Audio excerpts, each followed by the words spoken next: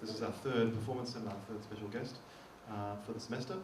Robert Davidson's just got off the plane, train, taxi from Brisbane.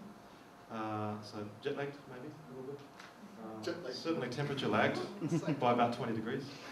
I first sort of came across Robert's music probably late 80s, 88, 89. Music for the Heart and Mind. For most of the people here. Yeah, that's right.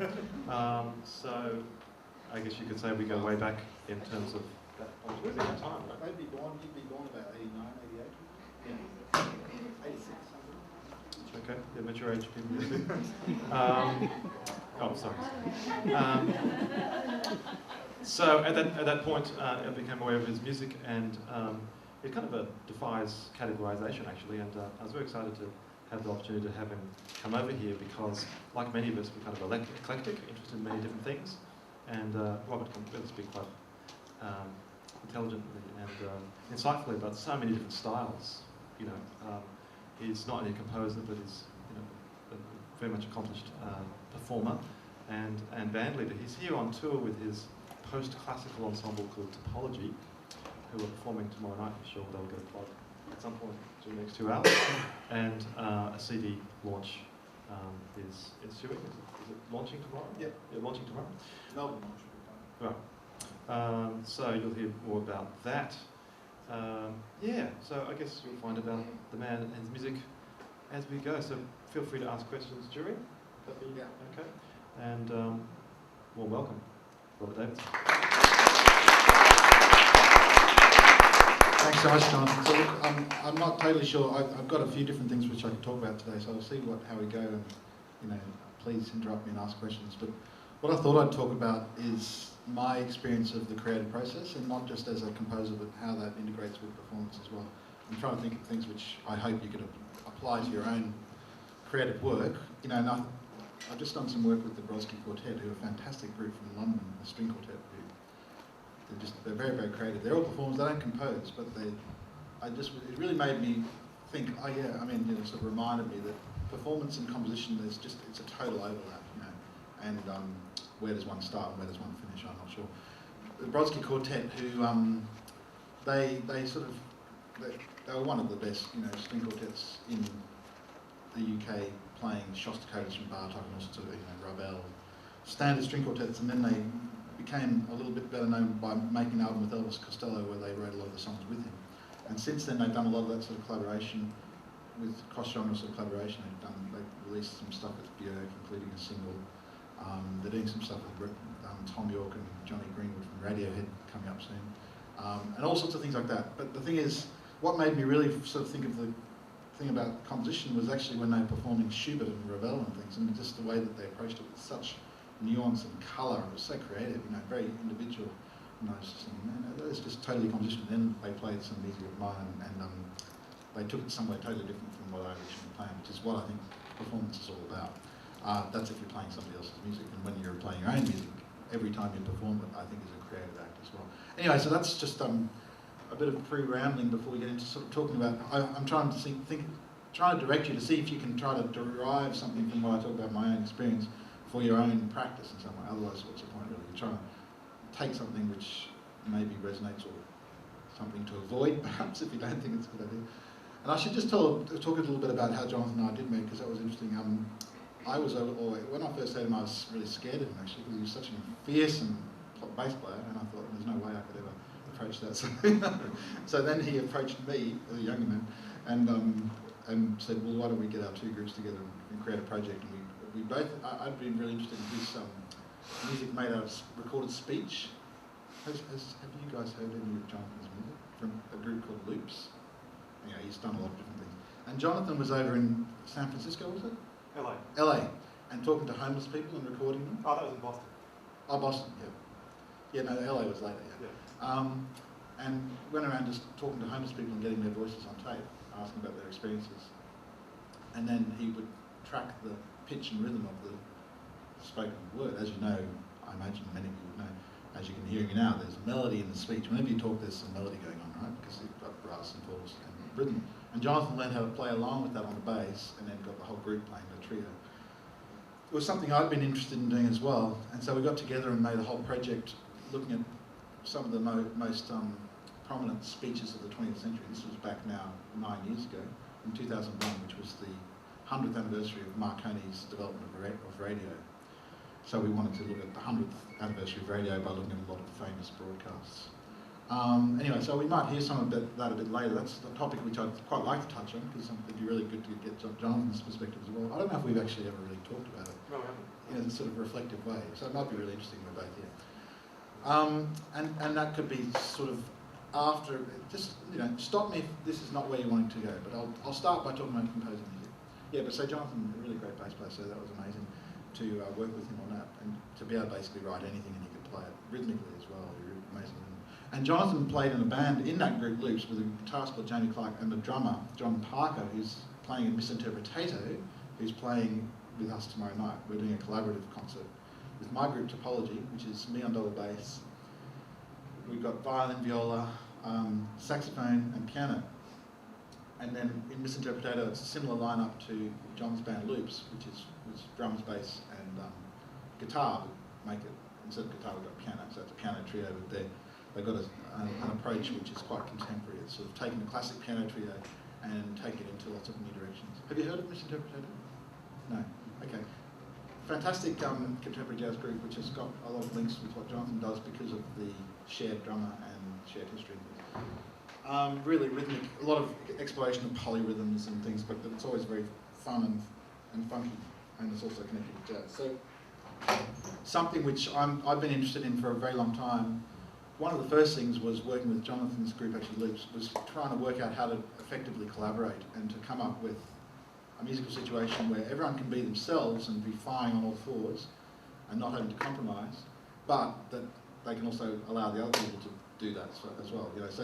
So in other words, you're trying to get the best of everyone and something beyond that as well. That's sort of cliche, it's greater than the sum of its parts.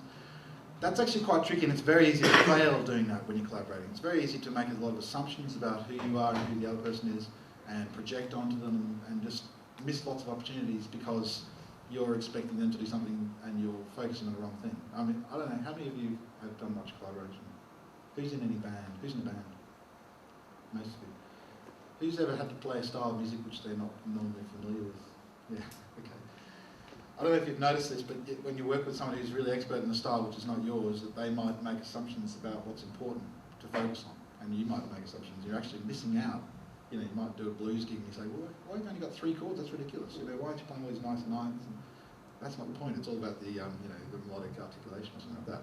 Same with classical musicians working with jazz musicians. There's just different focuses, and you've got to try to negotiate those and work through them until you get something which is going to really take you all out of your comfort zone and make you something really great. Anyway, so that's just a bit of background to who I am. I write a lot of music for this group. We do a lot of concerts. We've got a residency at the Brisbane Powerhouse, so we do a lot of concerts there, such as with the Brodsky Quartet most recently. Next week we're doing one with a drummer called Grant Collins, who plays this large drum kit. Grant's been here. Oh, is he? Yeah. Ah, great. Yeah, he's awesome guy. And he writes ridiculously difficult rhythms, which originally he wrote for just to play along on his computer, and he's made us to play them. We've had to practice. It's like tick tick tick tick tick tick tick tick tick tick tick, that sort of thing, changing from 3 to 5 to 7 and that sort of thing. But I have to play in the last semiquaver every bar. So, as you were coming in, some of you might have heard me playing Joni Mitchell. Let's have a listen again to it. Do you know this song? Yeah. From the early 70s? If you don't, it's really good.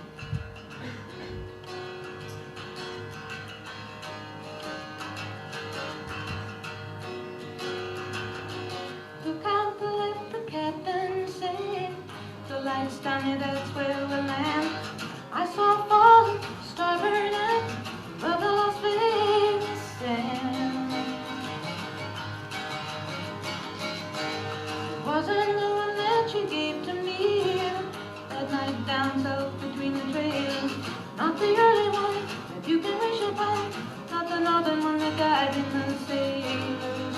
Oh, starbright, you got the loving that I like, alright. Turn this crazy bird around, I should have gone on this flight tonight. Okay, that's enough to get an idea of the style of that song. So now I'm going to play you a version that I did for my group plus Katie Noonan, the singer. Have you heard of Katie Noonan? Yeah, really great singer. And we had to work out how to make our own version, basically. Now, what I want you to start thinking about is, what do you think makes a good arrangement or a good cover version, and what makes a not good cover version? But first of all, listen to this, and you can keep in mind the original and what things have changed. What's different and what is kept the same. This is live.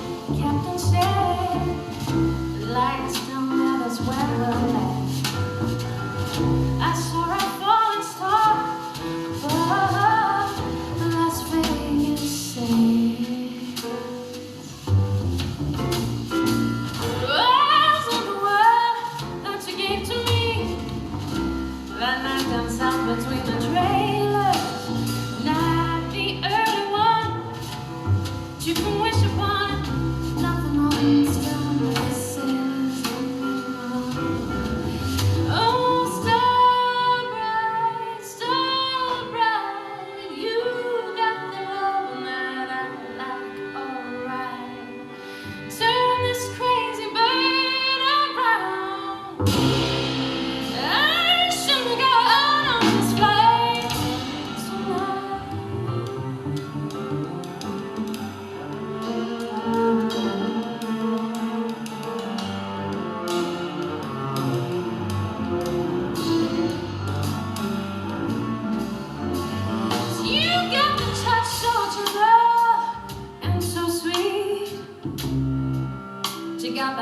bright.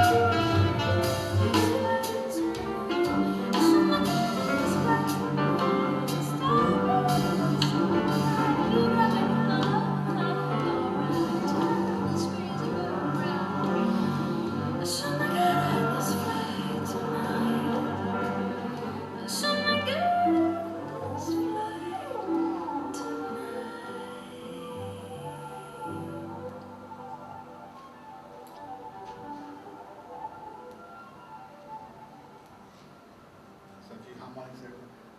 All right, so what did you notice about changes from the Thanks, that was great. Yeah, what did you notice about changes from the original? How well do you know that Joni Mitchell album, by the way, Blue? Yeah, you know it really well. If you're a singer, you should know that song. If you're a songwriter, in fact, if you're just a musician, it's a classic album. I'm not sure why it's not bigger than Bob Dylan. It's in the library, watch it. Yeah, really great from the early 70s. She's a very Californian girl in this. She's from Canada, but in that album, it's very Californian. And that song was really sort of a bit hippie-ish. So we decided to take it to Texas on that instead, something a bit more bluegrass for some reason. Okay, but what sort of things were changed? It's much lighter in the feel, but there's seems more heavier as far as the mood goes. That's what comes across to me. Yeah. You kind of like that, the way they've done it with different chords. Yeah, the bluesy. Yeah. And the feel, relaxed keys and Yeah, it's a lot slower. yeah. Sense of a wider space as well. Yeah. I mean, that's just done through the instruments as well. I guess there's less sort of intimacy because you're not just hearing the voice at the time. Yeah. So there's a sense of a wider space and more colours as well. Yeah, because you've got other instruments and stuff too. Well, yeah. But actually, later on, you get more instruments in there. We didn't hear the whole song. Yeah, no, I don't know the whole song. But yeah, so the emphasis goes on to like the other instruments, like say bass, for instance. It's just got a different spectral sort of shape as well. Okay, so there's lots of things you can think about different musical elements, which is sort of a big thing technically to always look at when you're doing cover versions. I've got that, now that you've heard that, I want to use that as an example as we go through talking about the creative process, to talk about how that came about. It was quite collaborative, so it's my version of it, not just mine. But before we do that, I just want to get some of your ideas. What do you think are effective? What makes a good arrangement or a good cover version? And I'm not just, just like anything, not looking for a particular correct answer. You might have totally different ideas. What makes a bad cover version? You're doing a cover version, and it's got to pay homage to the original, obviously, and it's got to be recognisable as that type. So it shouldn't be so far that it's just not linked enough. Yeah. Yeah, if it's got direction, it's got to be honouring those and the story that's within that. What about if it's a parody thing? It's different. Actually, has anyone heard that Justin Bieber song "Slowed Down 800%"? Yeah. And it's like, is that a cover version? It's almost. Have you heard that? It's fantastic. It makes it sound like Sigur Rós. Say it again. It's Justin. You know Justin Bieber? Yeah. Who's that horrible? I'm sorry. Canadian boy. Another Canadian. There you go. Somebody time stretched it like 800%, and wow, makes it sound really epic. It's quite beautiful actually. Went from So is that 4 composition minutes or to arrangement? 45 minutes. Sorry? Is that composition or arrangement? Well, I don't know. It's processing. I had a question for you though, Rob. Just a provocative one actually. Yeah. Is there anything that's sacred in your eyes in terms of stuff that you wouldn't cover, so to speak, or rearrange?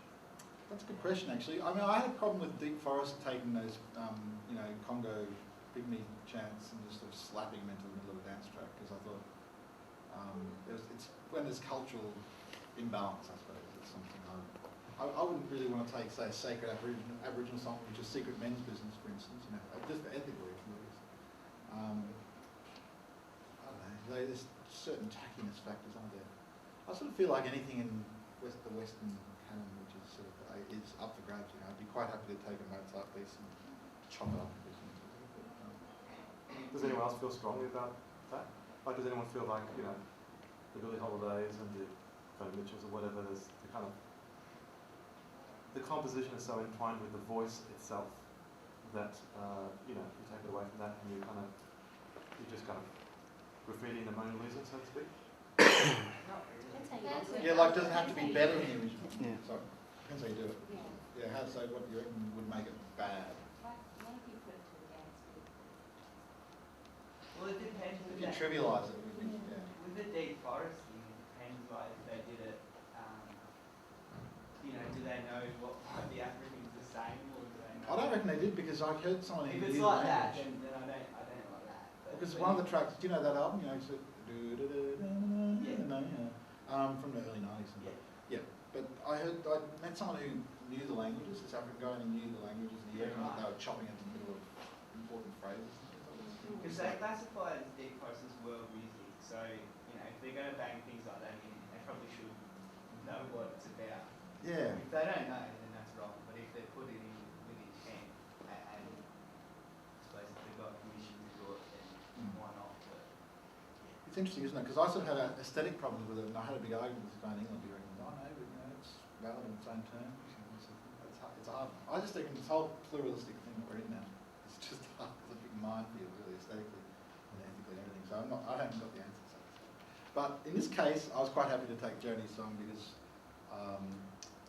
we'd all grown up with it and had total respect and love for it. And, Katie knew the song backwards since she was 5. So I felt like we approached it with that respect. I think if someone like Bond, the string quartet Bond, I don't, it just depends how you do it. Yeah, if it's a trivial if it trivialises it can be annoying. But then if you trivialised, I really liked how the Pet Shop Boys trivialised U2 one time really well.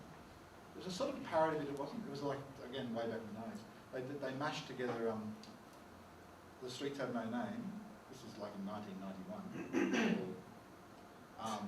And Can't Take My Eyes Off You. This was a new thing in the 90s. And they sang, sang the Pet Shop Boys. And it's got that sort of annoying voice, which is cool in its annoyingness.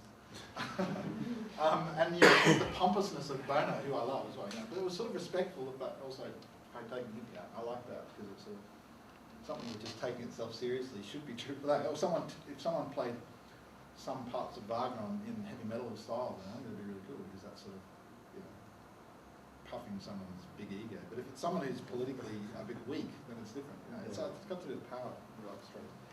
Anyway, moving on.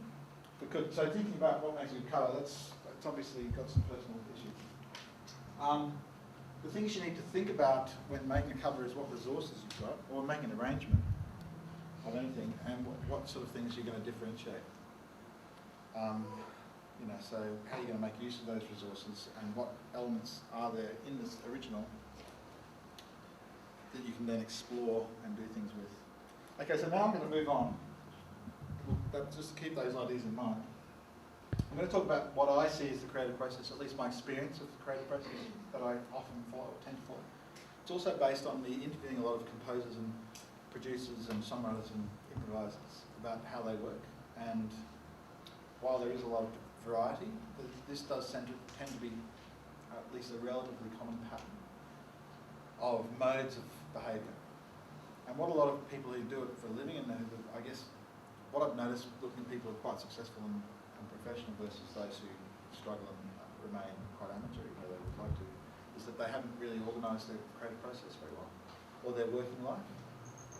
And those who manage to do it every day and produce stuff, not without exception, but they've tended to think about and sort out their creative process to quite a level. Some people to a great level. Someone like Philip Glass, who, take it or leave whatever he does aesthetically, I think there's a lot of good stuff, not always like it, but he's really, really organised with his creative process. And his day is all planned out.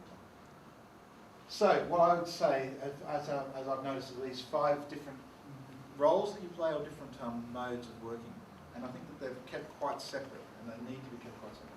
One is scoping or planning a project or a piece or a song or whatever it is, and putting it in its context. I'll talk about each of these in more detail in a minute.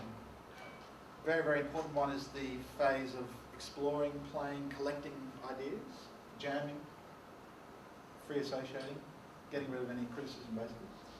Then a very, very different role, which should never be mixed with the previous, is the blue on there, selecting, assessing, evaluating, analysing, grouping and sorting it all out, organising material. Some people would divide those into separate categories actually of organising versus evaluating. I would usually do it myself. Then if you go down the bottom, once you've selected material and analysed it to a certain degree, then you're refining, developing it, extending it and revising it. And then once those have gone around enough times in a cyclical sort of motion, through the dryer as it dries, processing the stuff, then eventually you finally go to the last stage of finalising, polishing, delivering and executing. Okay, let's talk about each of these phases. This is what I've noticed. So with the piece that we just did, this arrangement, these are the sort of questions which will come in this first stage of scoping. Is where I also like to sort of think of these as you're becoming a different person. In a way. At this point, you're the architect, your blueprint. You're just sort of quite analytical. You're not doing anything particularly creative. You are doing a little bit of creative stuff, like you're deciding some overall scope ideas, some overall sort of, it's going to have these instruments. Some of these might be imposed upon you. You know the concepts at a certain time. You know how much time you've got yourself to put into it. I actually have gone down now to the level of how many hours I can actually put into something because I've got so many things on balance, and I'm sure Jonathan's probably done that sort of thing too. In fact, I know you have, because when we were running airwaves, you had to plan it out on a spreadsheet. Yeah. So yeah, it's just to balance your time, to plan it all out, and so this is what's good. You get into this frame of mind where it's very sort of managerial, basically. Yeah, you make these decisions and you're being really bossy to yourself. These are all, you've got to staff with yourself. It doesn't have to just be yourself, I shouldn't really. So you've decided, you're asking, okay, when's it on? Just be really left-brained. Who's in it? What can they do really well? And what are maybe their beliefs and their attitudes? That stuff we were talking about earlier. What do I have to negotiate with style? What can this violinist do well? For instance, the one we just heard, the violinist doesn't really improvise very well, so I had to write her complete part out and the viola part. The sax player loves improvising. Give him what to do. I know what Kate's range is and what sort of things she was going to do. I know that she won't play this, but if you don't rein her in a bit, she can get a bit overflowed, so I sort of need to avoid that. Don't tell her that. And the piano player sort of semi-improvising, so I knew what I had to work with and that sort of thing. Who's the audience going to be? I knew what sort of audience they're going to be, what they're expecting. You don't necessarily want to pander too much to the audience, but it's good to know what you're dealing with. How long it is, what else is in the concert. In this particular case, we did the whole Blue album. We did versions of every song, so it was easy to know what was. And we thought different styles, and so this one, that was a stylistic decision. What sort of musical associations might be you're deciding to do? So this could be aesthetic decisions as well, but without getting into the level of detail. You might be deciding, for instance, if you're writing a song, it might be the overall scope of, okay, I want to write a song about, teenage angst, whatever it is. For me, we'll look at one later, I wanted to write a piece about being in Canberra. My own interest, so it's got to fit in with where you're going aesthetically, all this sort of thing. That might be the decisions you're making at this stage. Before you make any creative decisions on the level of, sound, I guess. So, that said, some of scoping might be you've got this vague idea in your head of sort of an amorphous blob of sound which you can sort of, have you had that experience? You've got this sort of out of focus vague sort of sound. I'm sure you've had that experience. Right? And you can sort of hear it's gold and might have colour sort of feelings about that. And you've got to bring that into focus, and that's sort of what comes with the next part. And the other parts. Okay, so now this person over here, very rational and strict, managerial. Next to them is this person who's doing this bit, who's probably got crazy hair, a bit silly, very immature, very childish, colourful shirts, mucking around, flailing arms everywhere, getting bits of Play-Doh or something, making lots of little shapes.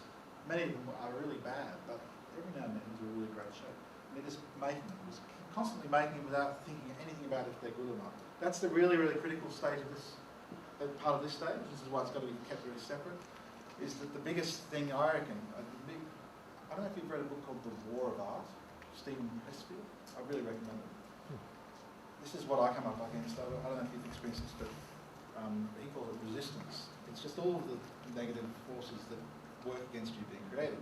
And they're really, really significant. And they're probably, this is in fact maybe number one thing you've got to do as an artist is deal with this stuff. Deal with resistance, which is things like procrastination. Probably more importantly, a voice saying, that's not good enough all the time when you're trying to create. Can't you do something better than that? You're not saying that voice shouldn't be there, but it's got to be in the appropriate place. It can't be when you're playing. You don't get a child when they're playing. It's when you're having your inner child, new age about it. But they're not sort of thinking, oh, am I going to do this the right way or something? And that critic is there, it's going to stop the flow. And the resistance and all these sort of things which work against you just being able to express what's inside you. That's what it really is.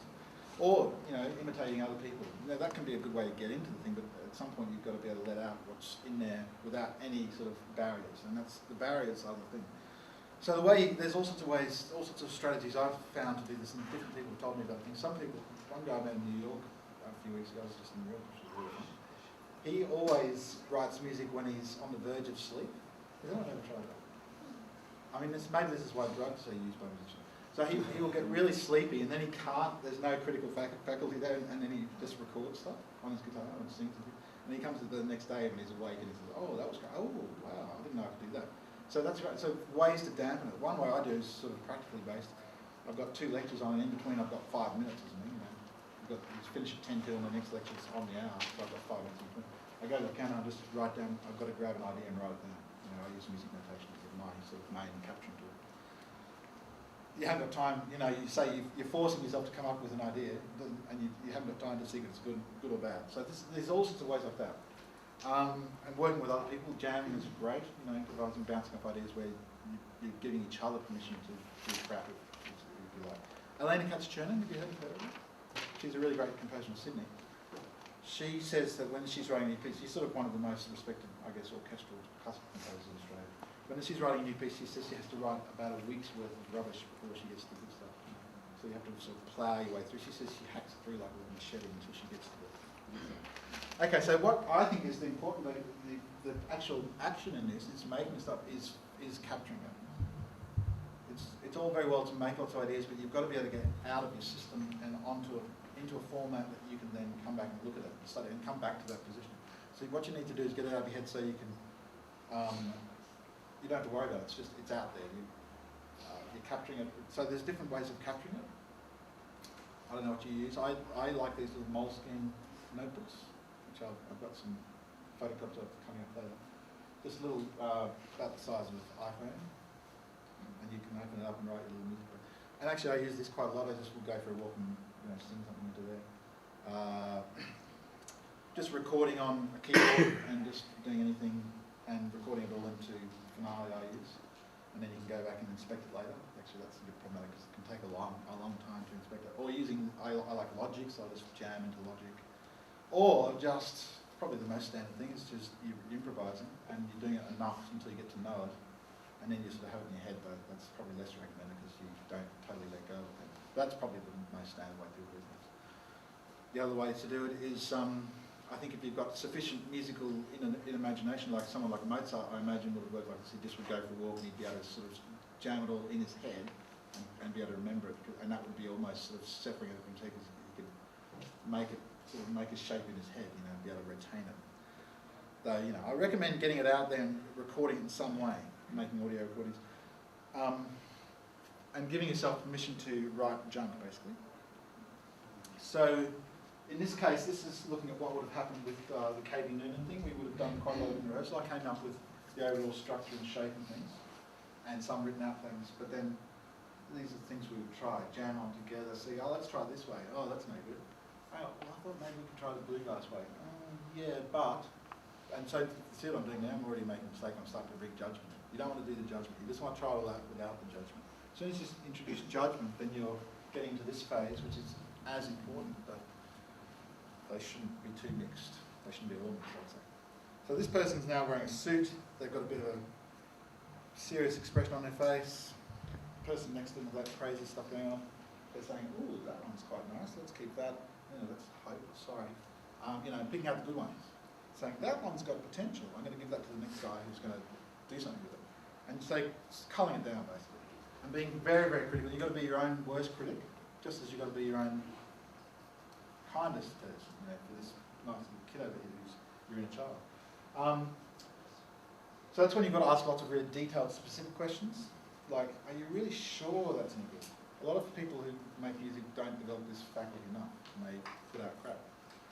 You've got to be able to really criticise it and spend a lot of time actually really getting to know it. Part of it's getting to know it, which might be the rehearsing side of it. And if I was, say, writing a song, I would just sing it really well until I knew it really well. This guy in New York who I was mentioning, his name's Toby Driver, by the way.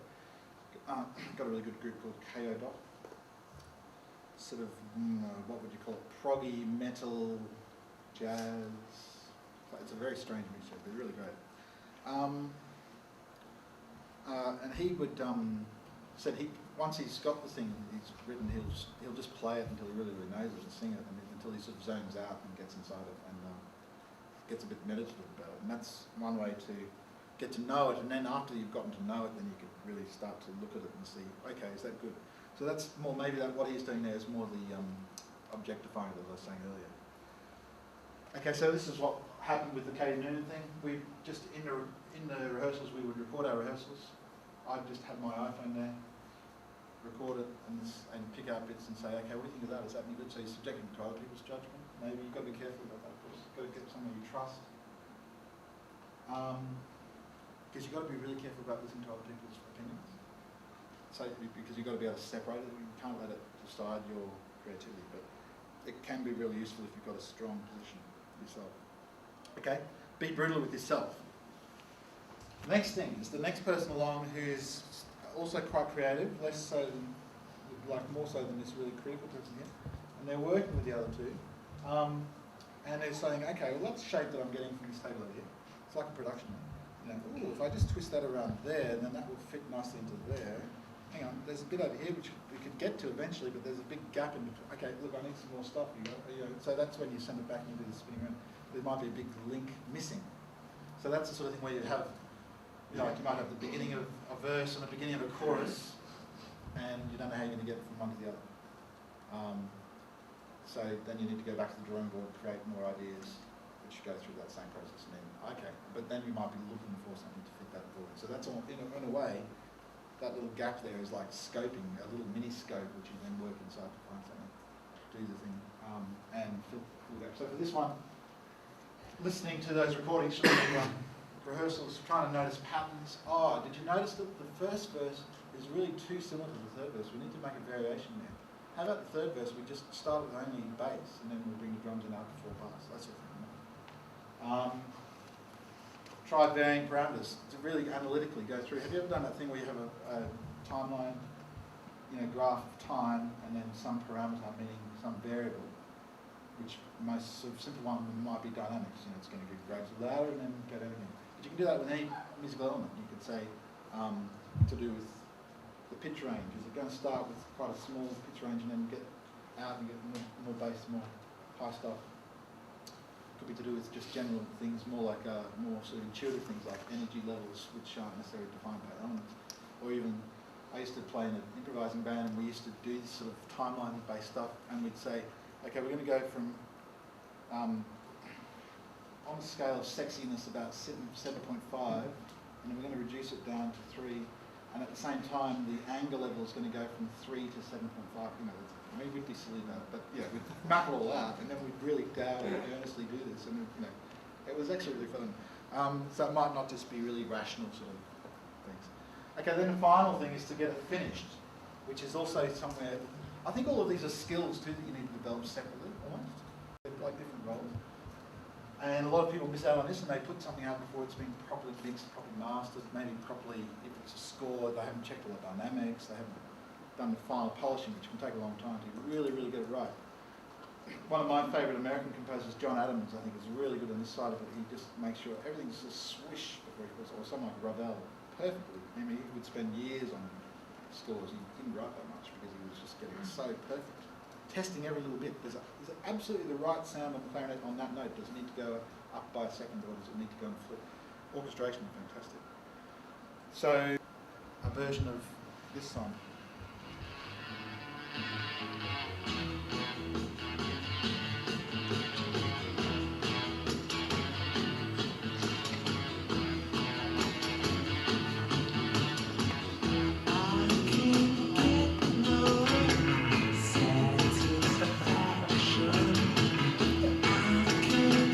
I imagine you know that song, so we'll skip it.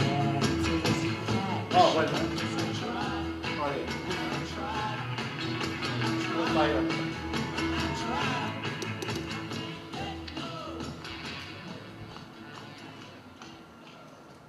Okay, so here's, yeah, no, keep it up. Oh, you fading.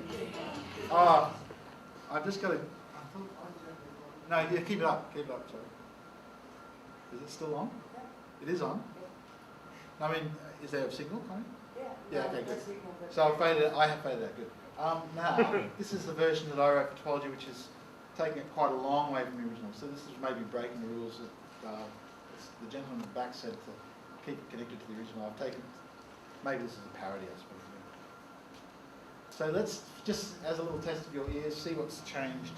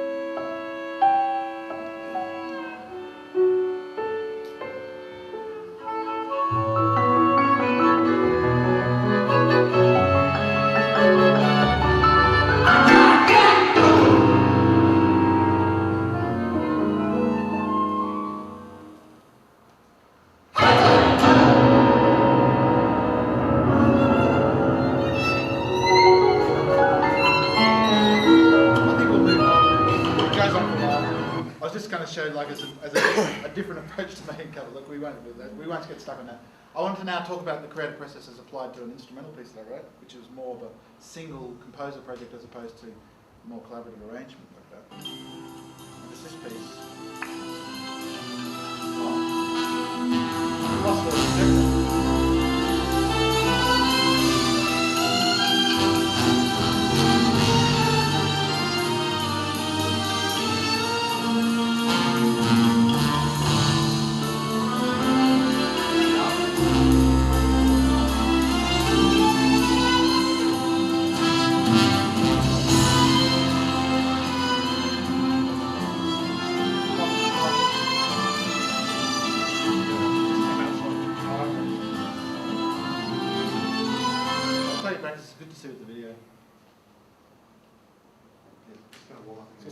Okay, so I'll talk about this piece. I'll just tell you a bit about it while we're waiting for the projector. This is a piece I wrote. Just sort of interesting to let you know what goes on in Australia too. This is with a group from Melbourne actually called the David Chesworth Ensemble. I don't know if you've heard of David Chesworth. Another really interesting composer here who has something which is somewhere between a band and a chamber group. Imagine you know David Chesworth. Yeah. And he's got string players, trombone, piano, and David on the laptop and various toys and something else. Anyway, art percussion and bass. Then we joined that together with some groups from other parts of Australia, like the Continuum Sax Quartet. My group Topology, as I said, is string, sax, and piano. Then we had the Brodsky String Quartet from London, and a duo from Brisbane called Clocked Out, and a group from Perth with Ian Grandage, who's a fairly well-known. He's here as well, actually. No? Ian Grandage. Okay, you're going to have to get to know some of this. He's a really great arranger, composer, writes a lot of theatre music, and he has a group called Wood, which is 4 cellos, and it's ready to go. So let's have a look at an excerpt from this piece being played with the video.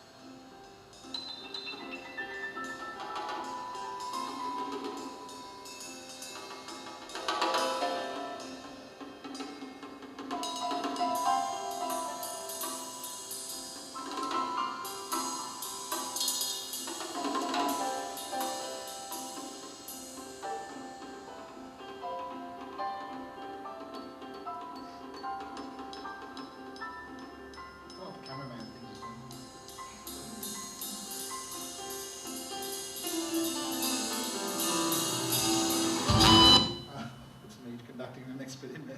Okay, so we'll just hear that excerpt. Now, sorry, we can have the lights back up now. Right. Thank you so much. Also, this is just the groups in it, who I mentioned earlier. Wood from Perth, Clocked Out Duo from Brisbane, all very fun groups. We wanted to have like a large group which was not an orchestra, but was made of people who like playing modern music all the time, basically, but are sort of related to orchestra. Because that's the trouble with playing. You wrote a piece for the orchestra, and most of the players, well, I don't know. It's been my experience writing for the orchestra. A lot of them are not very interested in doing it, so you think, well, what's the point of this? But you like the big sound. All right, so let's just talk now about those different stages as it related to writing this piece. So, again, the planning stage of it, I knew that it had to be 8 minutes long. In this particular concert we were planning, each group had to contribute a piece. Basically, I was the person who had to contribute a piece for our group. So I knew that it was going to be a concert with other 8-minute pieces of styles that I could somewhat anticipate because I knew it was going to be writing and which groups. It was connected with Canberra. I just made that as a decision. I wanted to write a piece about Canberra. I was in Canberra, I grew up in Canberra, and I wanted to write a piece about some of that experience. And I also was riding my bike around Canberra a lot, so I wanted to have a bit of a feeling of that for some reason. That was just a plan. But, you know, it's like that vague shape you have in your head. And I had this sort of idea of and this vague sort of soaring melody, which would be like the sort of sky or something. And just a, you know, intuitive thing. I knew we only had 2 hours complete rehearsal time for the whole concert, so I knew we'd only have a very short amount of time to rehearse this piece. And I knew where it was going to be. 6 weeks until, you know, when I start writing it to when it was going to be performed. So these are the sort of things I knew. So then the first thing is I start doing this play. This is now into the play stage, and this is what I was talking about earlier. My Moleskine little notebook, which I carry around between classes. I jump on the piano for 5 minutes. And one of the sessions I came up with, that's the one.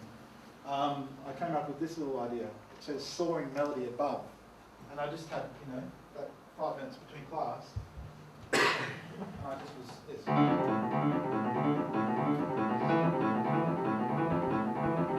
Just that little idea. So that's what I wrote down. That'll do. I'm going to get out of here and start teaching. So I had that recorded down. I always knew I could come back to it. And actually, on the next page, it's a continuation of that a few days later. This was when I was in Canberra, and I had this idea. I'd been riding my bike around. I had this, and I remembered that little figure, and I sort of had it in my brain as I was riding, and I sort of imagined where it would go. I knew it had this soaring melody, so I just had to sort of start as I was riding, trying to hear that, but it wouldn't be very focused. So I had to get on the piano and then work out the specific details. And I knew it would go through a chord progression, so I had to start thinking about what that chord progression would be. So I'll start going.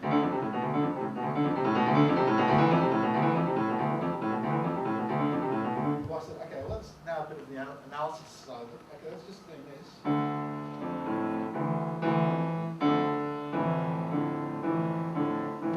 So I thought, well, let's just go up from the tonic. So now, what if I take it a bit further? Take the bottom one down as well. So I start to do all these stepwise motion of the voice lead. So the whole thing eventually became.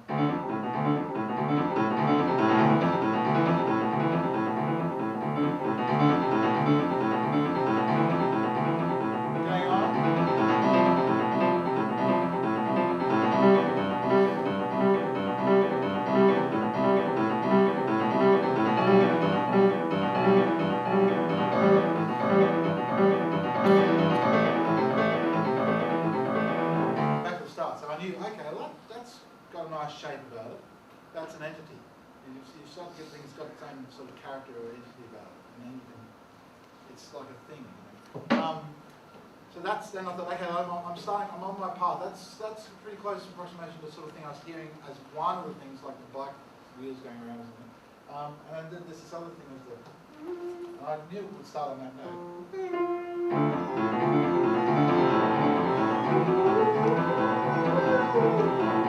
Might just start improvising over that, come up with a lot of rubbish, eventually find something good, which was this.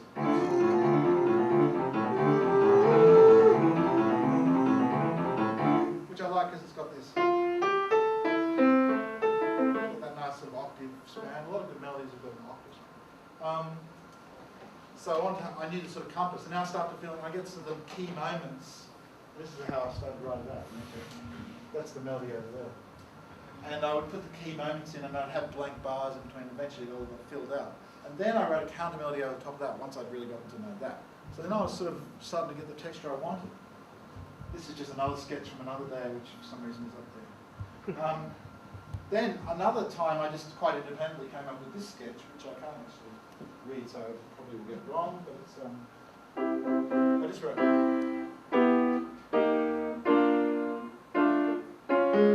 What's it? I can't. Anyway, it keeps going like that because I changed it, so this is not.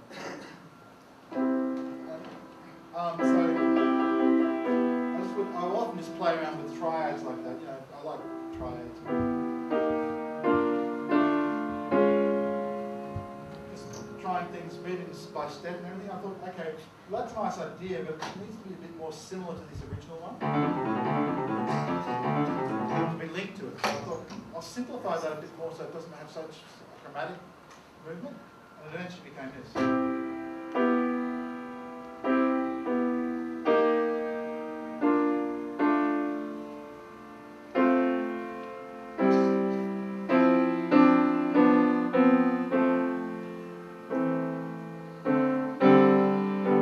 Which by itself sounds better, but you add the rhythm.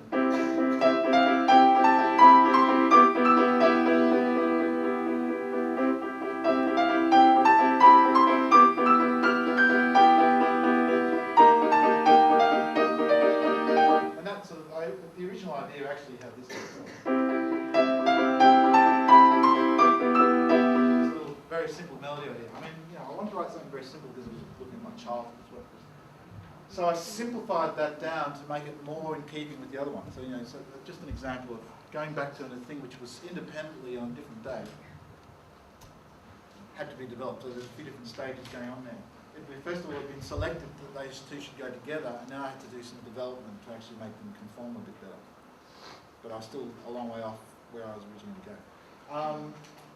So yeah, structural places, having placeholders or skeletons, so you know you've got goals. Really, really crucial. And I've noticed there's a lot of young people starting out writing music that they don't think of the bigger structure very enough. I don't think where it's going, having goals. So so I picked what's really important actually if you're doing a lot of capturing, like I'm talking about doing, you know, you've got your iPhone there, you've got your Logic, Finale, music paper. You can easily have lots of different things, and you've got to actually set aside time to go through them and find out and sort of gather them and corral them and put them together into one place. So that's what I had to do there. So the developing was what I was really just talking about there, turning that pattern into a chord progression, adding the two layers, the melody and the counter melody. And so this is what it came out like as I was just explaining it. Can we...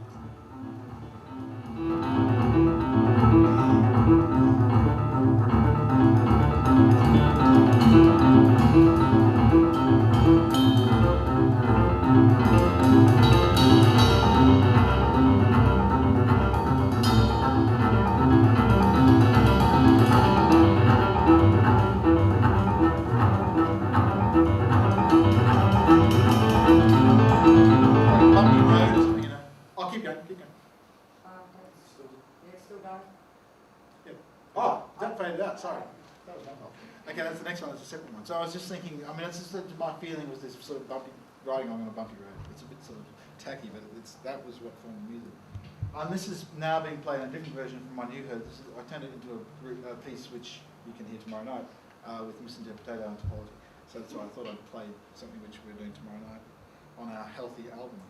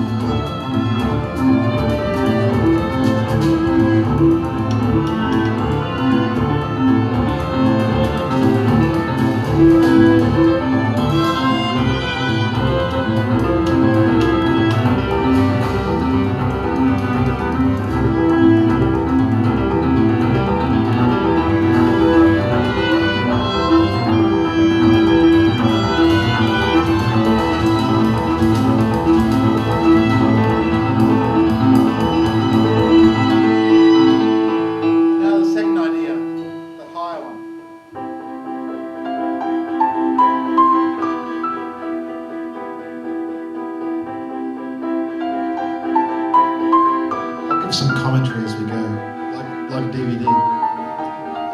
So now it's upside down. The melody. It's shorter.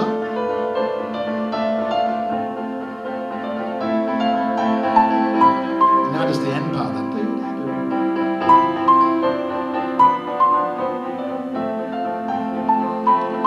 keep it going higher and higher and higher. Now I'm going to add bass line in between. It repeats with bass.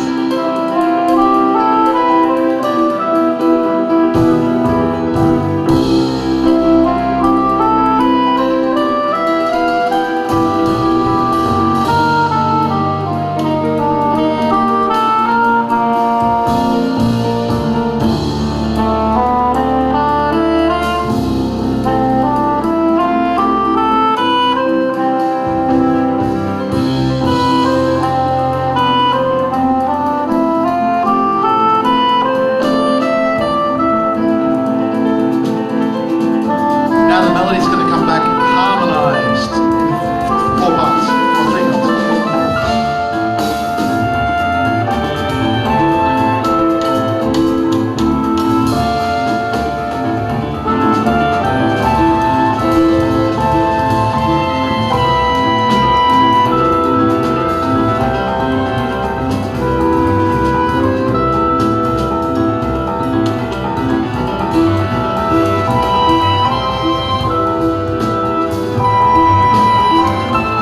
Now go somewhere a bit more chromatic and with solo, quite a different texture, solo instruments, different scales.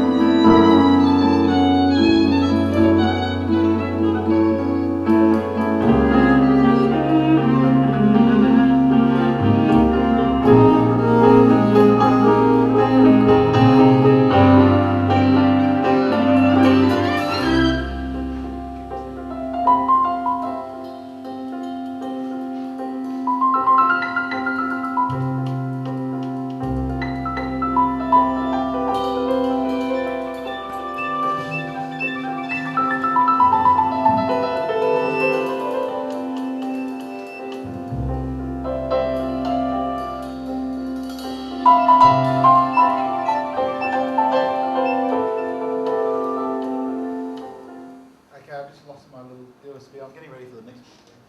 I've got some other stuff to talk about in a minute. All right, so that was just showing some big sections of how that piece developed from. I'm trying to really show how little scraps get turned into a bigger piece, and that's how it starts from little scraps. Isn't it? So I had to add the layers, turn the pattern into chord progression, orchestrate, find some contrasting material. I was yelling all those things out of it. Okay, now we've had a lot of first of all, we've had a lot of low, and so it goes to high, sort of basic. We've had a lot of full ensemble, strip it back to solos and have it so it's not just always in the sort of one diatonic scale, move that around a bit. Work out the transitions between the placeholders. And while you're doing all that, you've got to go back to that crazy playful person and the selector.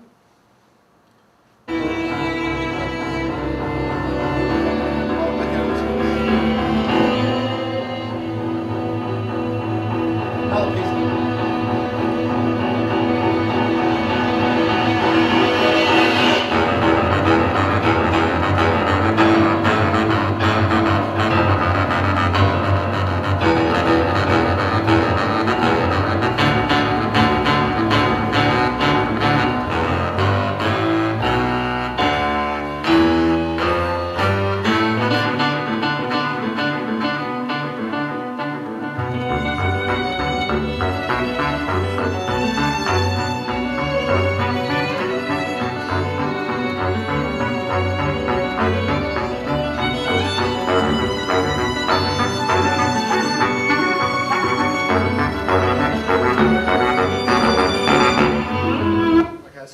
Sudden stop, but yeah. I wanted to use that as an example to show, this is a different piece called Talman, just as an example of another thing where I had a vague idea which I had to bring into focus. by using more of the left brain developer sort of side of things. So I had the this idea of just low piano and low bass and going. I probably was originally on piano going something like, maybe I've been watching Jaws and know that it was very vague. I just like that sort of feel and mood. I knew I wanted to gradually get up, so eventually it turned into. That's the same thing with the placeholder. I had to get from there to the other one. And the way I wanted to do it, I knew it had to be this sort of chopping, changing all the time. So I started to have to then, okay, well, how am I exactly going to do that? Well, what if I do something like where it's got a bit of a procedure going on, like a process? So you've got 5, 4, 5, 4, 3, 5, 6, 7, sort of going up and down, counting. Not always very predictably, but you can start to sort of just use more left brain rational sort of structures there. And so this is bar 210, it's got the bar before 209, you can see that 6, 8, it's got 1, 2, 3, 4, 5, 5, that's the end of the process. So it's got these sort of just silly little games of counting up, but it allows you to have this bumpy ride, and it sort of generates the material for you. The same sort of way as I had to think about that melody I was sort of yelling out before, but it was just a scale. The initial idea was just a scale and then a dropping octave. And I had to think of ways to vary it. Turn it upside down, give it little answers, to play a section of it, play the end of it. So all the ways of manipulating the elements, which is what you do when you're developing. It is creative, but it's also a bit just sort of putting things through its paces, trying the various variation techniques, which I imagine you're quite familiar with. Okay, so that's that, and then the final thing would be to do all those things for your finalisation. All right, look, I think you've heard me talking a lot, so I'd love to get you talking a bit before I move on to talking about the speech stuff that Jonathan and I have done a little bit. I think it might be interesting for you, especially if Jonathan can pitch in and talk about what he did with it. I want to ask you, are there things that I've said which you find is similar to your process in either preparing a performance of some sort, doesn't mean you're actually writing music, or composing, or any sort of creation? Or how do you work? What things have you noticed which are different from that or resonate? Just have a think about that and tell me some ideas. Actually, just have a think about it while I look for my USB stick.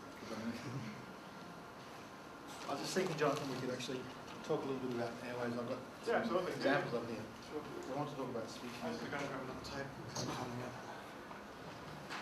Yeah, because I want to get you all to say what you can add to that sort of whole development of that theme, that creative process. What have you experienced?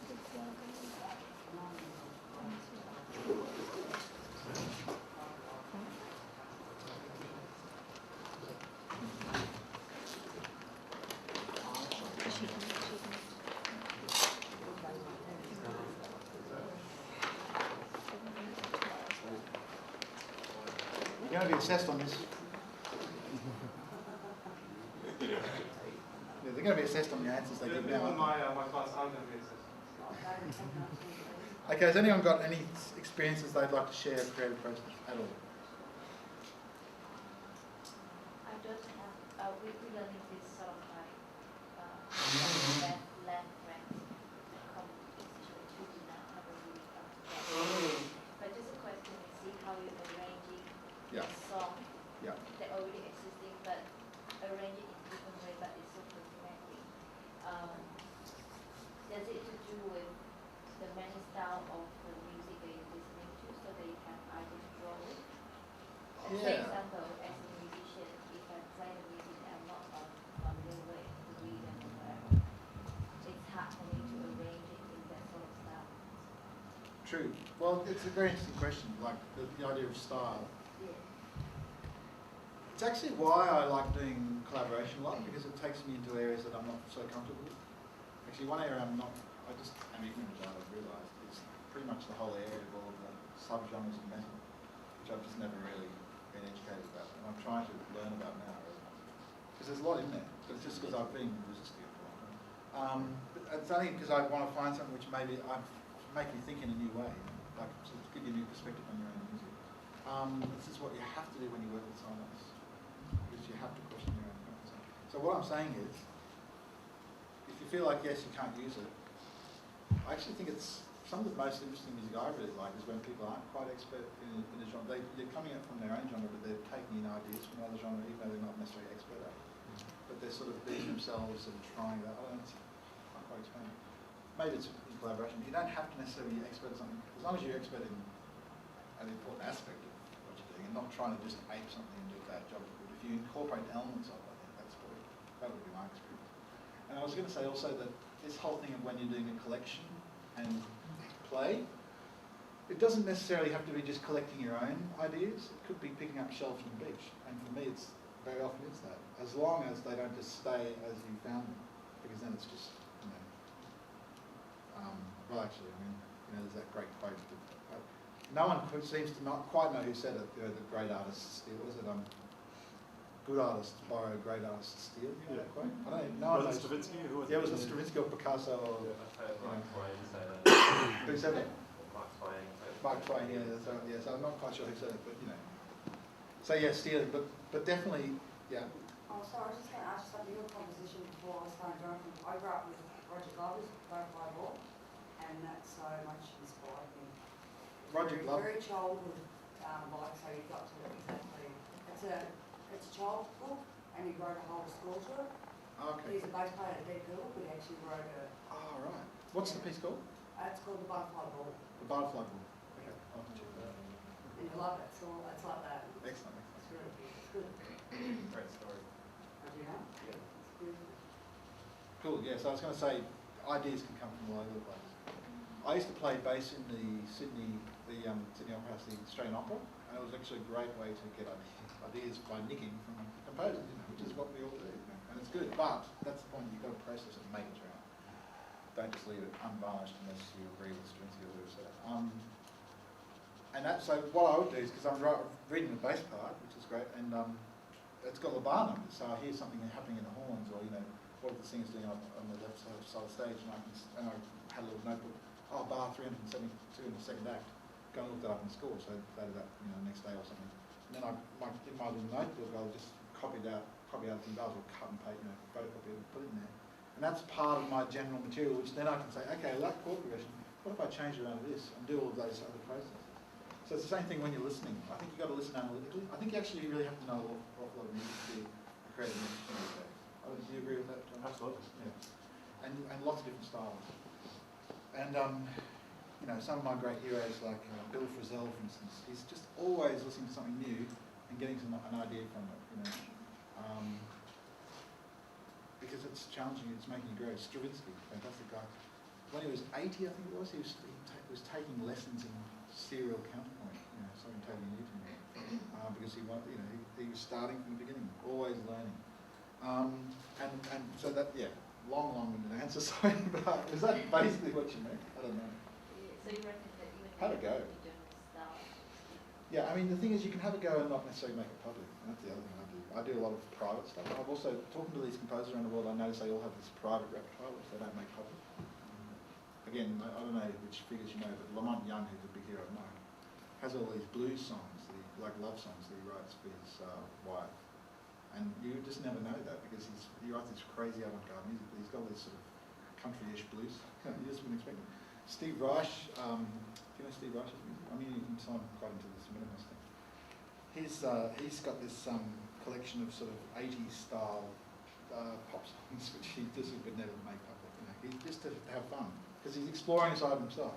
For me, it's been writing songs which I never have sung in public much, because it's another long story. But basically, when I was 17, 18, I really wanted to be a songwriter, singer-songwriter, and I would have gone down that path, except I got into classical music and I found it was quite a convenient place to emotionally hide, actually. I don't know if you've had that experience, because you don't have to expose your soul very much.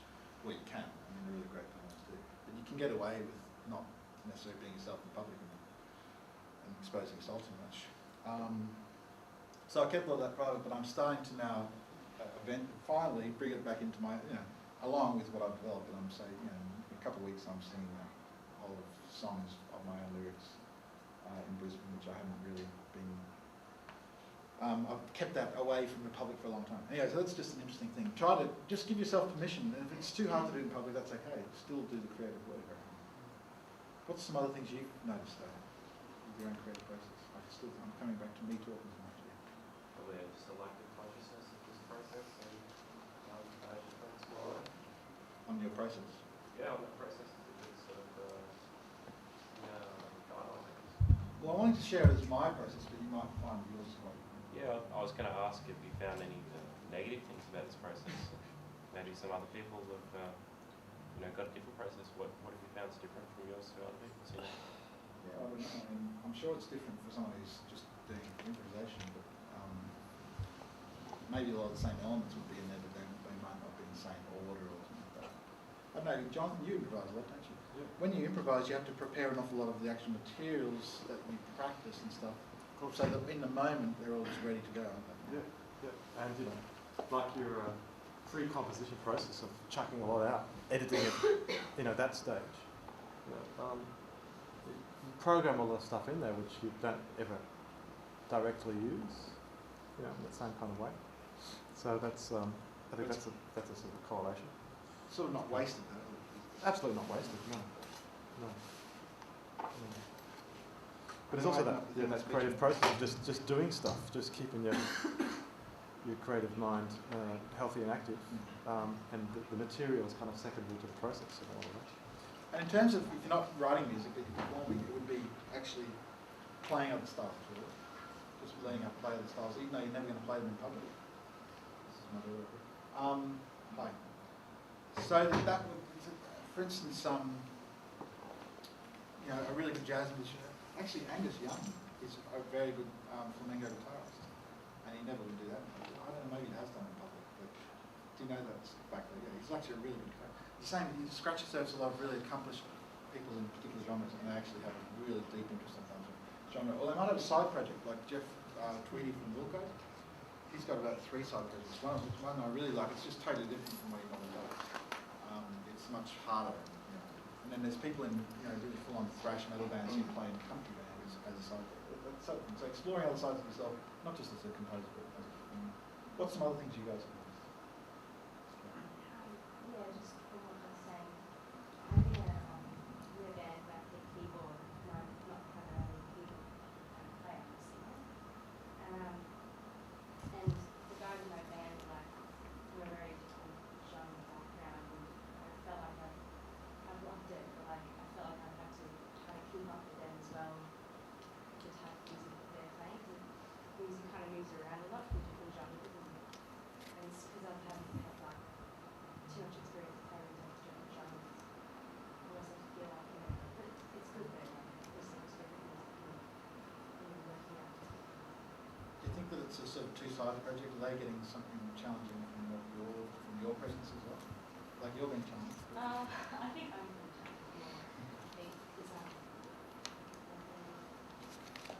Is that sometimes you've got to ask, is this like a two-way relationship sometimes? I mean, I'm not saying that. But I've found sometimes in collaboration that it gets a bit one-sided and one group doesn't bend the other. You very much listen to each other though, and always look at what you can do there and the background. It's a different relationship.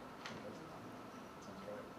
I think it is like a sort of romantic relationship. It is. Yeah, you've got to have give and take on both sides, and both parties can change. Yes. You know how we say to arrange the piece that into a real and actually into very well. And another thing for me is when I know it very well, it's stuck in my head, I can't change it. Oh, you can't change it. Yeah. That's interesting. What do you think? How many are asking? The idea is you've got something lodged so strong in your head that it can't be changed. How would you deal with that? Change it. How? You Just can't. do it. Just do it. Jonathan's got nothing. I've got an idea. Oh, you play piano, right? Yeah. I'm trying to think of a pianistic version of this. Play it on keyboard and change the tuning. Tuning. Yeah, like go from like Oh, you mean like put it in a different tune. just intonation? Yeah, or even 22 notes per octave instead of 12. That's good. It's pretty radical. But I know a guitarist has done a similar thing. Yeah. But yeah, put it through some manipulations, what I'd say maybe play them by key or a different tempo. Is that possible? Like actually, I don't think you know an idea unless you can do it in multi-tempos, for instance. So, is that something you can possibly do? Try it on a key or on a different instrument. That's another thing when I do on composing. I play on different instruments. Like I sing it and I play on a cello. Another thing I was interested in, with your composition before, it had a certain mood about it, and you said that it reflected your childhood. Yeah. You could definitely get, and it had a sort of definitely spontaneity and innocence about it. That's good because that's simple, isn't it? Yeah, I was just a bit like, sometimes when I've got a lot of ideas that are always spinning around, obviously in my head. I don't get to put many of it down, which is terrible. I've got to get some recording gear and get that on the go. But yeah, sometimes I get stuck as far as, you know, what comes out is very preempted up here. Yeah. And a lot of the time I don't want it to be, but it is hard to break away from those ideas. You're sort of stuck with your initial idea, you mean? Yeah, but you seem to bring different moods, or a whole journey stemmed from an original idea. So it can go right away from that, but it comes back. Yeah, I That's definitely think that's really- something to learn. I mean, it's something which I think you can learn when you're here with practitioners as well. Yeah. You can learn the technique. A lot of it's technique. You know? This is why I say, yeah, there's people who have strengths in different areas. You've probably got a lot of strength in that playing area, but maybe more. I mean, I'm not sure. But if you're saying it's accurate, then this developer person needs to get their skills up more, which is probably just learning some conversational skills. You know, like all the various manipulations you can put things through, and then just trying them out, and then maybe even quite systematically saying, what would happen if I slowed that right down? You know, did this particular, I don't know, serial technique onto it or something like that. Does that make? I mean, is that the sort of thing you mean, or not really? Yeah, I was just hoping that you could discuss about, you know, how you go about. How I go about. Like, you know, how you said before, you had that original idea, Buffy wrote the bicycle thing, and how that develops into something that's, you know, much grander. Yeah. You know what I mean?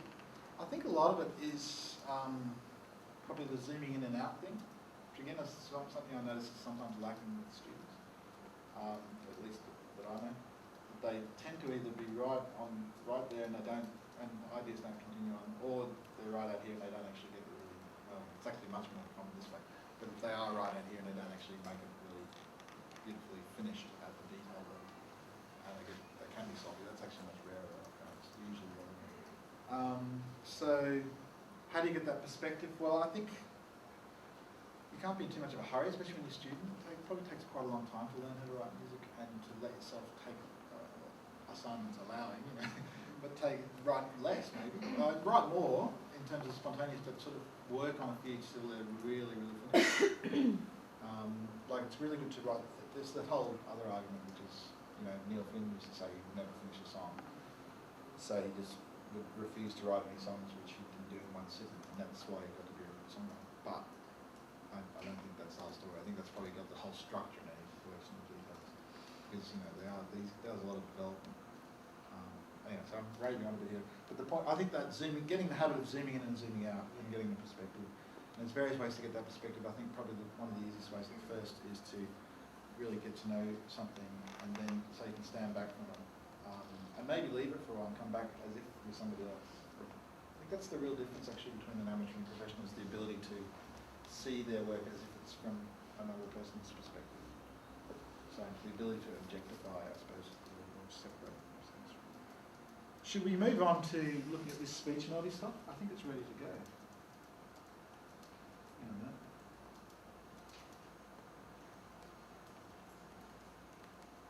Something is really weird with this computer at the moment. The mouse isn't moving. It's not responding. Why is it? Okay. Here we go. So we'll talk about speech melody now. Does that sound? Now is the time. Jonathan playing bass. Make real the promises of democracy. Now is the time to rise from the dark and desolate valley of segregation to the sunlit path of racial justice. Now is the time to lift our nation from the quicksands of racial injustice to the solid rock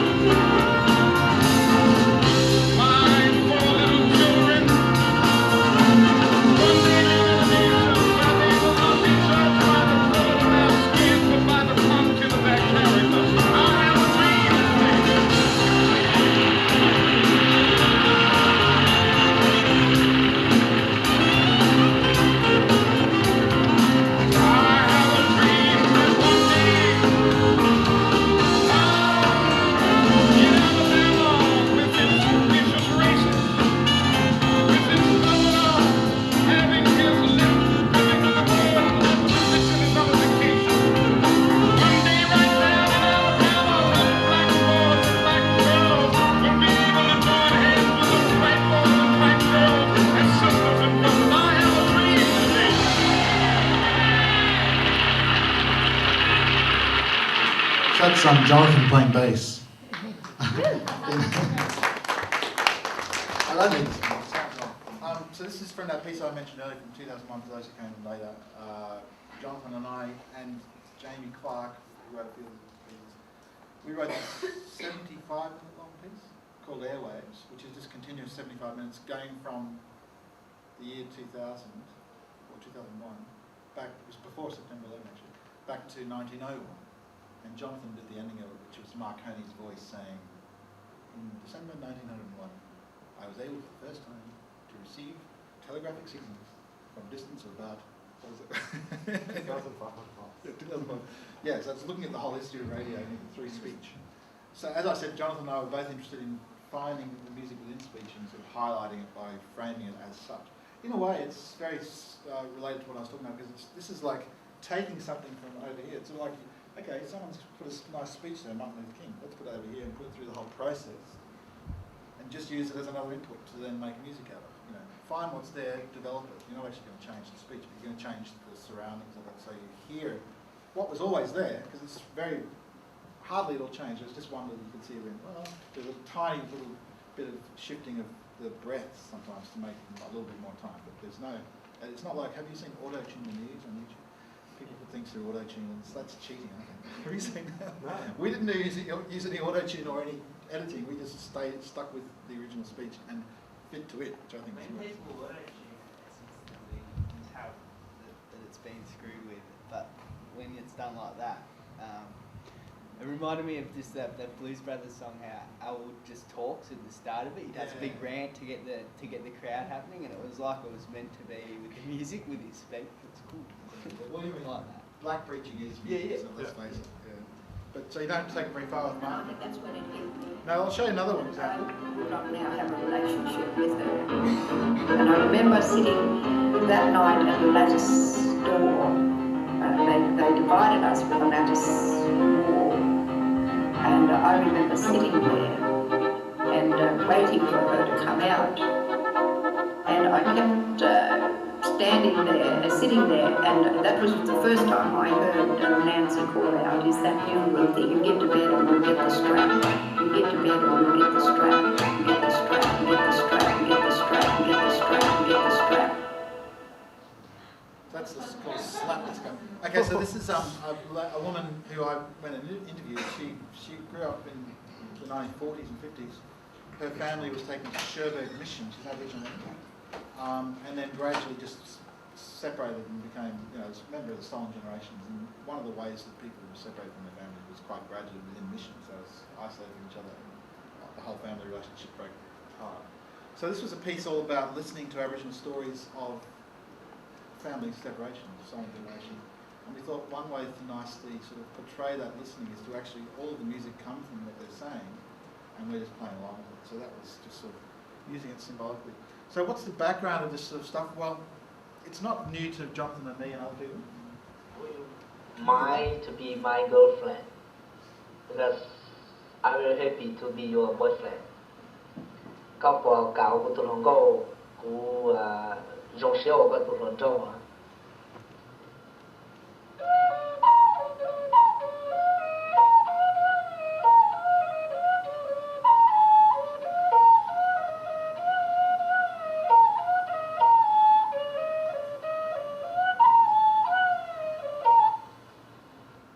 It may seem hard to believe, but the pitches alone are enough to convey most of the words Jershong is saying, at least to Hmong listeners. So that's Hmong, H-M-O-N-G, from Vietnam, and it's a tonal language, so the pitches have a lot of meaning in them. And this is something which you find around the world, particularly in places with tonal languages like West Africa, China, Vietnam, but also in places like Mexico, where people convey meaning. In fact, with these guys, they play the flute or some other instrument, and they actually they play a game where they hide an object. And it's like charades, and they have to describe where it is and get it just from the music. So that's sort of a bit of a background. That's all over the world. The talking drums of West Africa is quite a well-known example. And this is actually used to communicate over long distances, and actually gets before we had telegraphy or amplification. Oratory, like we heard with Martin Luther King, is sort of somewhere between music and language. Recitative, which is where you have the opera parts where they're telling a story, and it's not quite music, but it's not quite speech. Things like Sprechgesang, which is a term from Germany. Schoenberg would do things where it was half spoken, half sung with glides and things like that. So a lot of people, background of this conflating of language and music. I'll just read this quote. With me, the melody always grows from the words. The words, so to speak, generate the melody. This is the only way to achieve indissoluble unity of word and note, organic fusion of both elements. By Gustav Mahler, amazing symphonic composer. But this guy is a real example of a precursor to what Jonathan and I were interested in. His name's Janacek. You may have heard of him from the late 19th century. In the 1870s, 1880s, that sort of period, he would follow people around in Czechoslovakia and Brno, in cafes and streetcars, probably hansom cabs as they were in those days, writing down people's speech melodies like this, and trying to use that as the basis for his own music. So it was around. This is a big bunch of composers and artists who have done something relatively similar, from Frank Zappa, who would write songs where he's imitating speech rhythms and intonation. Have you heard of things like The Dangerous Kitchen? They're very funny, actually, because he sings in a way which is half-speaking.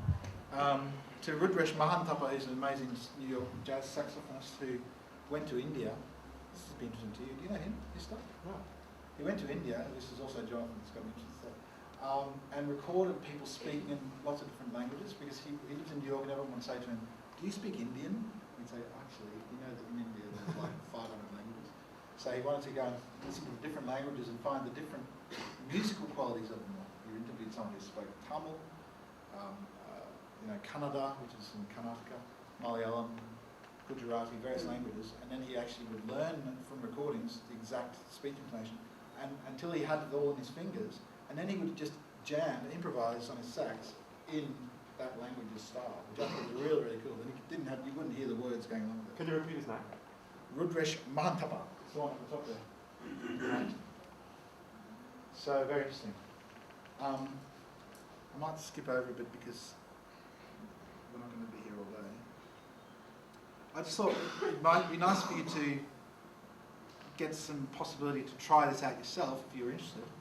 So I thought I'd talk about some techniques that you can use to frame recorded music, recorded speech as language. One of the first is just repetition. As soon as you put something into a loop, it becomes really obvious the musical qualities of it. I don't know how That's how I started, yeah, with quarter-inch tape loops all through my bedroom. I had stands up like this and cut up loops on a quarter-inch tape machine and just ran it through. But just in Logic, you can just easily loop it. Why didn't you do that? Well, because it's 1991. Exactly. You guys don't know what you've got. You really don't. What we had to go through to get what you can do now with such a button. Seriously, unbelievable. So repetition. As soon as you repeat something, you'll start to notice the musical side of it. This is how I would write the music. I'd get Martin Luther King, just try to sort of find where a basic beat was, loop it, and then it becomes incredibly obvious after about 5 or 6 repetitions. It doesn't matter how, if it's just someone talking to, on the phone, not at all, oratorical style, you'll find the musical quality and then play along. It's really, it's not that hard actually. What's hard is making it really cool, I suppose. The next thing would be metric framing, which is where you're giving a reference point, which would be maybe either a regular pulse. I've been playing a lot lately with pulses which follow the speaker really quite strictly, and they move around, the tempo moves around quite a lot, which depends on how people speak, but some people really do speak with a lot of tempo changes.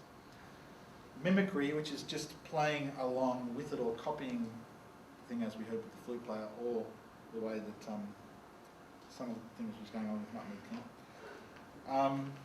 Harmonic framing, putting some chords behind it so that you start to hear those pictures more clearly, or get directed to hear them.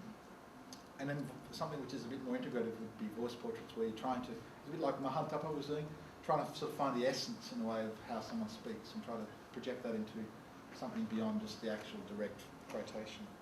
So let's look at each one in turn. Well may we say, God save the Queen. Because nothing will save the Governor-General. Let's listen to that again. Well may we say, God God save the Queen. Because nothing will save the Governor-General. Starting to hear a bit of pitch in there. Well may we say, God save the Queen. Because nothing will save the Governor-General. You also might have noticed at the beginning, he's got quite a regular thing going on. Well may we say, God save the Queen. You know, they're quite regular, because this is another interesting thing, is the more musical someone speaks, probably they're trying to manipulate you in some way, because music's getting to the emotions, you know. And it's bypassing that frontal cortex, the rational part of your brain. This is the theory of some people in science.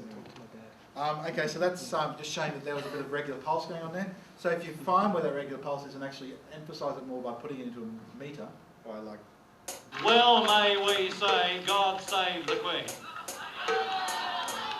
Because nothing will save the Governor-General. It starts to force you to think about that, even he's not quite in time with it, but it just sounds like he's doing rubato, you know, he's playing with the tempo. So that would look like this. So just matching up where the peaks are there. Finding the tempo. That's a big part of writing music, is finding a good tempo which really matches what they're doing. Mimicry. Well may we say, God save the Queen. Jonathan playing trombone. Because nothing will save the Governor-General. Well may we say, God save the Queen. Because nothing will save the Governor-General. Well may we say, God save the Queen. Because nothing will save the Governor-General.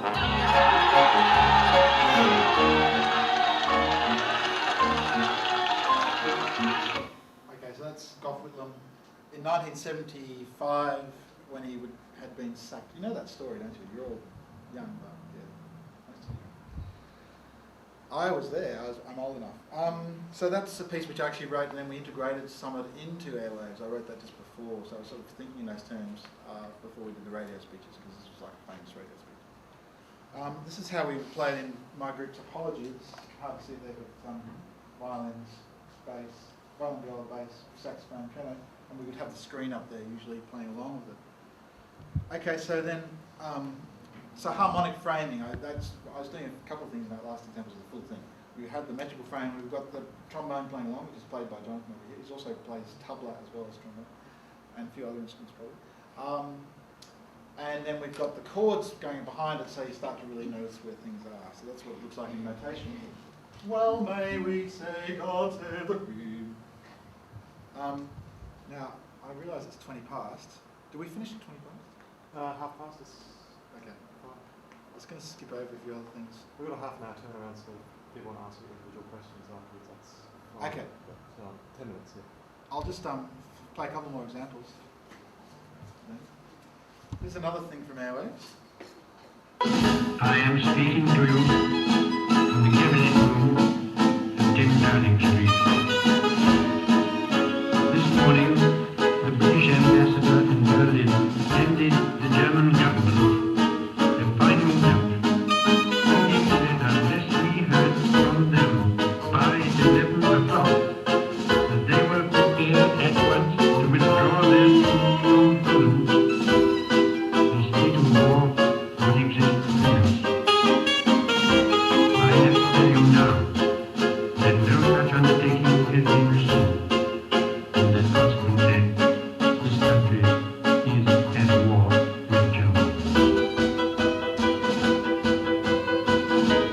You can imagine what a bitter blow it is to me that all my long struggle to win peace has failed. Yet I cannot believe that there is anything more or anything different that I could have done and that would have been more successful.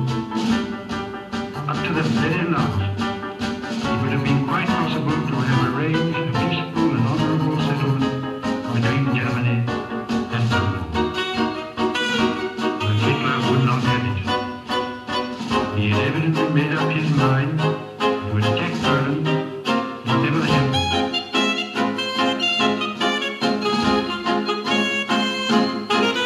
Whatever happened.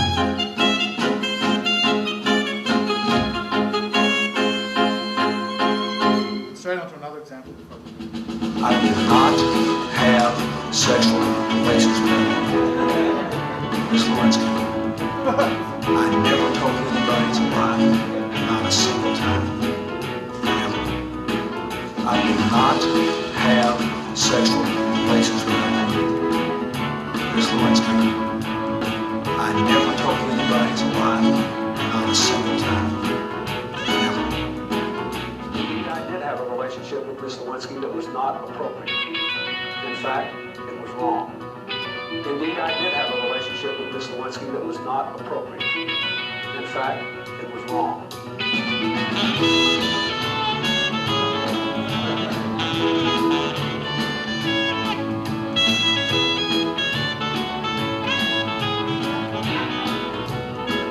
That's how sax player John actually acting as a bad sax player. They had to be like good. The accounts do show that Australia's in a recession. The most important thing about that is that this is a recession that Australia had to have. This is a recession, this is a recession, this is a recession that Australia had to have. By 1990, no Australian child will be living in poverty. By 1990,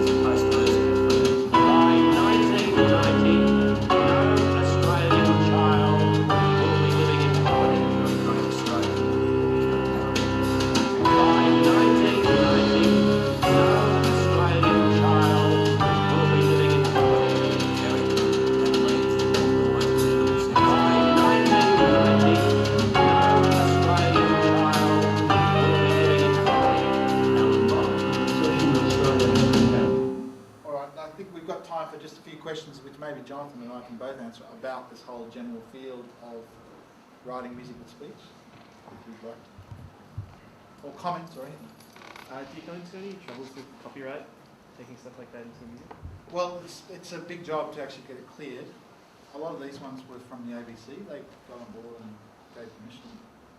But I've had to stop some pieces because I couldn't get permission. It's really a shame actually. I've written a big piece called Australians, which is lots of well-known Australians, like more serious voice portraits, I suppose. And quite a few of the people I really want to include, I just couldn't get permission. It's a pain. It's just a pain. This is also why I'd like to get more into maybe writing pieces where I interview people. But then, yeah, I like it that you all know that well and they will say speak, because then you can sort of see it hasn't been really messed with. Anyway, so yes, copyright, total pain. Any other questions? No. We didn't hear any of Jonathan's because I just haven't been there for mine. It's great to see them on the screen with the clips and the manuscript and excerpts of them. Yeah, because they're normally just playing and everything.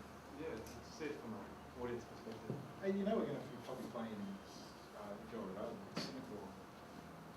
Tell me when it's a flight. We've been offered it. Do you do all the editing? Yeah, in fact it's a bit clunky and I since then have worked more with filmmakers, so I'd rather get them to do it than me. Robert spent countless, hundreds of hours just with the cinematography preparation. When we did that at the festival in Victoria that time. Yeah, that's right, for Castman. We had to change DVD players and DVDs. We have a click, but without the click it's a fatal catastrophe in this piece. 75 minutes, nothing can go wrong. And we've got earphones, we've got instant changes, and it's like afterwards you need to start. Anyway, it was in the final 10 or 20 seconds that the thing crashed. We lost the click, we lost our lifeline.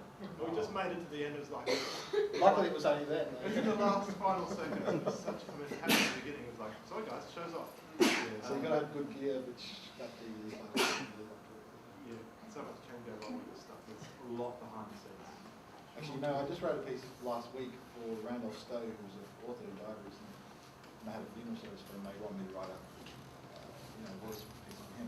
And I thought, I'm just going to keep it as simple as possible. I'm not even going to try to synchronize it. And it was really good. It's just so it's more echoing it.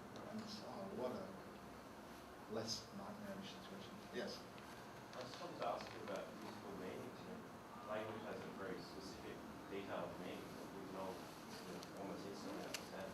Yeah. But music is different to that, at least instrumental. Absolutely, yeah. It's very subjective meaning.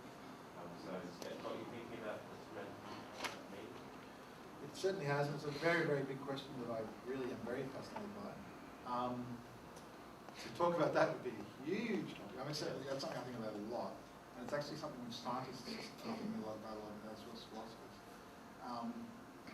One reason I'm really interested in this area is because of that very question.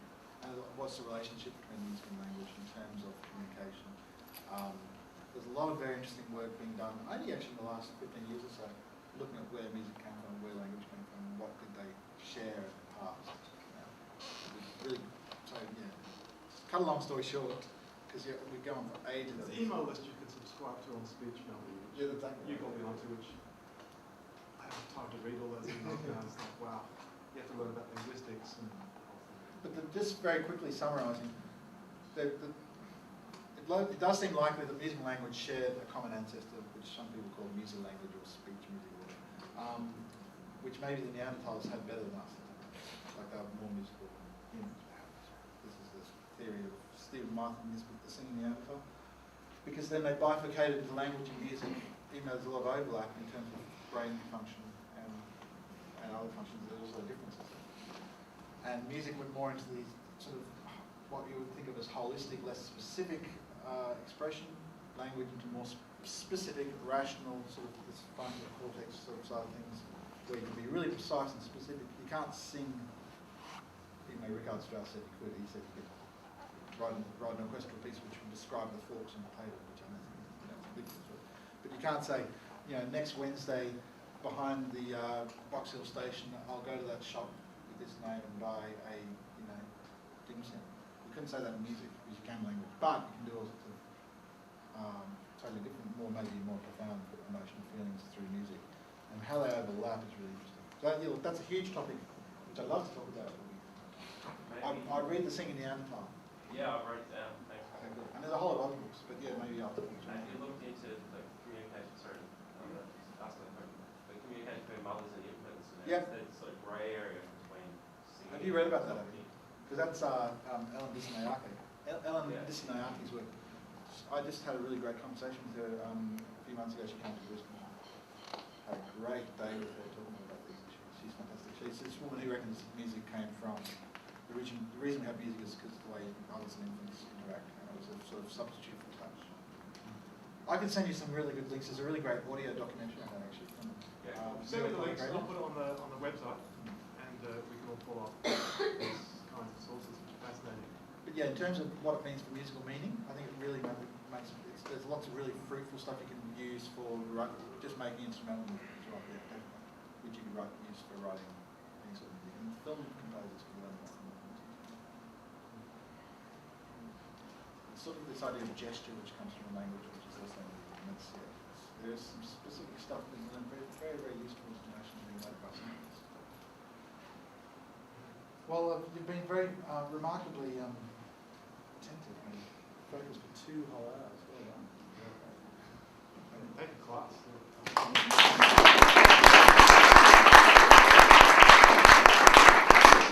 And to Robert, that was a lot of insight on the creative process and into some of these specific compositions.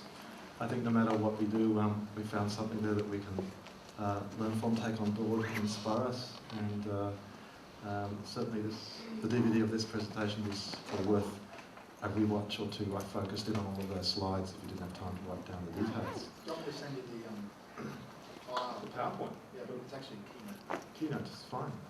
if you're okay with that. Yep, fine. That'll go online too then. Talking of DVDs, also David Jones's one is now in the library in reserve. And looking ahead, we have Dr. Rees on September 23, so don't forget that date. In closing, please help me thank Robert Davidson for his time.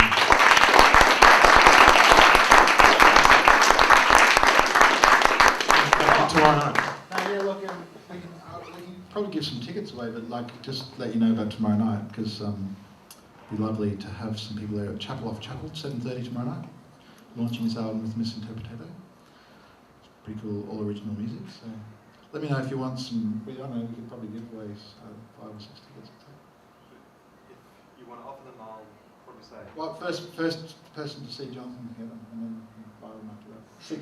See me maybe because I've got another class to run. Why don't you first 6? Or see me. How about if I hang around here? Yeah. Okay. First 6 to tackle Robert over here, and I'll see you there. Thanks so much.